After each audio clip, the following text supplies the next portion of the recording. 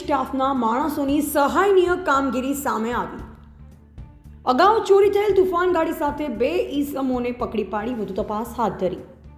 મળતી માહિતી મુજબ તારીખ 25/4/2024ના રોજ મુકેશભાઈ પ્રજાપતિના ઘર આગળ મૂકેલ પોતાની તુફાન ગાડી કોઈ અજાણ્યા ઈસમો ચોરી ગયાની ફરિયાદ ખેરાલુ પોલીસ સ્ટેશનમાં નોંધાઈ હતી, જેથી ઉચ્ચ અધિકારીઓના માર્ગદર્શન અને ખેરાલુ પીઆઈ જે કે પટેલની સૂચનાથી પીએસઆઈ ડીવી ચૌધરી તેમજ પોલીસ સ્ટાફના માણસો દ્વારા નજીકના સીસી કેમેરા તપાસી સેલ આઈડી તેમજ બાતમીના આધારે દાહોદ જિલ્લાના ફતેપુર તાલુકાના ઘોઘસ કાનફળિયા વિસ્તારમાં શકમંદ ઈસમો તેમજ તુફાન ગાડી કબજે કરી સાથે 3 શકમંદો જેમાં પારધી મહેશકુમાર લવાભાઈ રહે ફતેપુરા દાહોદ, ગરાસી આનંદકુમાર સૌજીભાઈ રહે એદલાપુર તાલુકો ગાગડલા જિલ્લો બાંસવાડા રાજસ્થાન અને કાયદાના સંઘર્ષમાં આવેલ બાળ કિશોરને કબજે લઈ વધુ કાર્યવાહી હાથ ધરી છે।